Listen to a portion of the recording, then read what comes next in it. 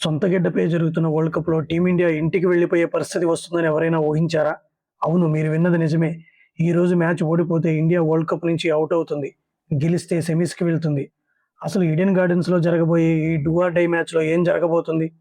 T20 world కప్‌లో అసలైన సమరానికి కోల్కతాలోని ఈడెన్ గార్డెన్స్ వేదిక కాబోతుంది. India versus West Indies. సిక్సర్ల వీరుల మధ్య ఒక వర్చువల్ క్వార్టర్ ఫైనల్ మ్యాచ్. ఎవరు గెలిస్తే వాళ్ళు సెమీస్‌కి వెళ్తారు. ఓడిన వాళ్ళ కథ ముగుస్తుంది. ఈ హై వోల్టేజ్ మ్యాచ్‌లో ఎవరి బలం ఏంటి? రికార్డులు ఏం చెప్తున్నాయో ఈ వీడియోలో డీటెయిల్‌గా చూద్దాం. మన ఛానల్ ఇంకా సబ్స్క్రైబ్ చేసుకోకపోతే సబ్స్క్రైబ్ చేసుకోండి. ఈ వీడియోని చివరి వరకు చూడండి. ముందుగా ఈ 2 టీమ్స్ ప్రయాణం చూస్తే అటు టీమిండియా, ఇటు వెస్టిండీస్ ఇద్దరూ సౌత్ ఆఫ్రికా చేతిలో దెబ్బతిని జింబాబ్వేపై ప్రతాపం చూపించి వస్తున్నారు. ఇక్కడ ఇంకొక ఇంట్రెస్టింగ్ పాయింట్ ఏంటంటే ఈ వరల్డ్ కప్‌లో ఈ 2 జట్లు సిక్సర్ల కింగ్స్. వెస్టిండీస్ బ్యాటింగ్‌తో భయపెడుతుంటే సిక్సర్ల కౌంట్‌లో మన వాళ్ళు వాళ్ళకంటే కేవలం 3 సిక్సర్లు మాత్రమే వెనకబడి ఉన్నారంటే మన వాళ్ళు ఏ రేంజ్‌లో కొడుతున్నారో అర్థం చేసుకోవచ్చు. బ్యాటింగ్‌లో ఇద్దరూ సమానమే కానీ అసలు గేమ్ చేంజర్ ఎక్కడుందో తెలుసా? బౌలింగ్‌లో. అవును, వెస్టిండీస్ బ్యాటింగ్ ఎంత స్ట్రాంగ్‌గా ఉందో వాళ్ళ బౌలింగ్ అంత వీక్‌గా ఉంది. వాళ్ళది జస్ట్ ఒక డిఫెన్సివ్ బౌలింగ్ యూనిట్. అదే మన ఇండియా విషయానికి వస్తే బుమ్రా, హర్షదీప్ సింగ్, వరుణ్ చక్రవర్తి లాంటి వరల్డ్ క్లాస్ మ్యాచ్ విన్నర్స్ ఉన్నారు. ఈ బౌలింగ్ డెప్త్ ఇండియాకి అతిపెద్ద అడ్వాంటేజ్. ఇప్పుడు మనం ఫోకస్ చేయాల్సిన ప్లేయర్స్ గురించి మాట్లాడుకుందాం. అభిషేక్ శర్మ లాస్ట్ మ్యాచ్‌లో రెచ్చిపోయినా హాఫ్ స్పిన్ ఆడడానికి కొంచెం ఇబ్బంది పడ్డాడు.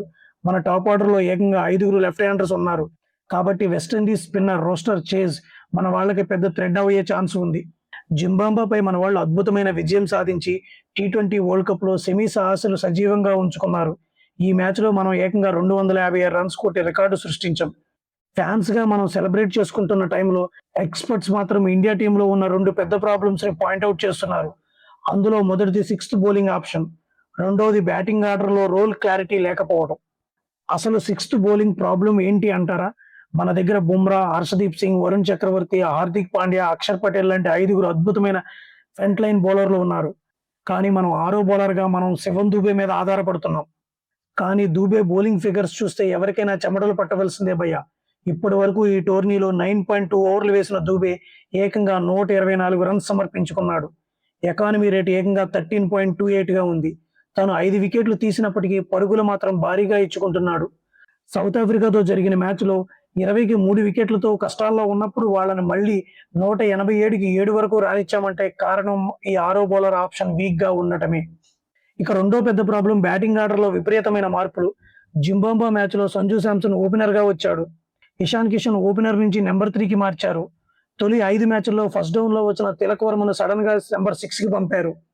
అదృష్టం కొద్దీ తిలక్ వర్మ కేవలం 16 బంతుల్లోనే 44 రన్స్ కొట్టి రింకు సింగ్ లాంటి ఫినిషర్ రోల్‌ని ప్లే చేశాడు. కాబట్టి మనం బతికిపోయాం. ఇలా ప్రతి మ్యాచ్‌లో బ్యాటింగ్ పొజిషన్స్ మారుస్తూ ఉంటే ప్లేయర్స్‌కి వాళ్ళ రోల్ ఏంటో క్లారిటీ మిస్ అవుతుందని ఎక్స్‌పర్ట్స్ ఆందోళన పడుతున్నారు. ఈ పరిస్థితులపై లెజెండ్ అనిల్ కుంబ్లే ఒక సాలిడ్ పాయింట్ చెప్పారు.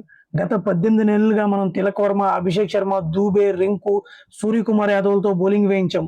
అది మంచిదే. కానీ ఫ్లాట్ పిచ్‌ల మీద ఈ పార్ట్ టైమ్ బౌలర్స్ చాలా రిస్క్‌గా ఉంటుంది.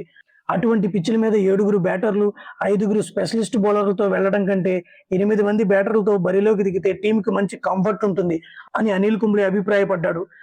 అలాగే ఫ్యాబ్ డు ప్లెసిస్ ఇంకో అడుగు ముందుకేసి అసలు గుట్టు విప్పాడు. ఏ టీంలో అయినా బుమ్రా, వరుణ్ లాంటి డేంజరస్ బౌలర్స్ ఉంటే ఆ ఓవర్లను డిఫెన్స్ ఆడి ఆరో బౌలర్ ఎవరా అని టార్గెట్ చేస్తారు. దుబే బౌలింగ్ చేసేటప్పుడు అతన్ని ఖచ్చితంగా టార్గెట్ చేసి భారీ షాట్లు కొడతారు. అంతేకాకుండా వరల్డ్ కప్ లాంటి టోర్నీల్లో సక్సెస్ అయ్యే టీమ్స్‌కి ఒక సెట్ ఆఫ్ బ్యాటింగ్ లైనప్ ఉంటుంది. కానీ ఇండియా అలా కాకుండా విపరీతమైన మార్పులు చేస్తుందని వార్నింగ్ ఇచ్చాడు. ఆదివారం రోజున మనం వెస్టిండీస్‌తో తలపడబోతున్నాం. వాళ్ళు మామూలు ఫామ్‌లో లేరు. జింబాబ్వేపై 254 రన్స్ కొట్టారు. అలాగే సౌత్ ఆఫ్రికాతో మ్యాచ్‌లో 83కి 7 వికెట్లు కోల్పోయిన దశ నుంచి కోలుకుని ఏకంగా 176 రన్స్ చేశారు. అలాంటి పవర్ హిట్టర్స్ ఉన్న వెస్టిండీస్ ముందు మన ఆరో బౌలర్ వీక్‌నెస్ బయటపెడితే మ్యాచ్ చేజారటం ఖాయం. టీమిండియా మేనేజ్మెంట్ ఈ రోల్ క్లారిటీ మరియు సిక్స్త్ బౌలింగ్ ఆప్షన్ ప్రాబ్లమ్ ఎంత త్వరగా సాల్వ్ చేస్తే మన వరల్డ్ కప్ ఛాన్సెస్ అంత మెరుగ్గా అవుతాయి. కోల్కతాలో వర్షం పడే ఛాన్స్ లేదు. పిచ్ డ్రైగా ఉండి స్పిన్నర్లకు హెల్ప్ అయ్యే ఛాన్స్ ఉంది. ఈ మ్యాచ్‌కు ముందు ఇరు జట్ల కోచ్‌లు మాటలు వింటే ఫుల్ కిక్కిస్తున్నాయి.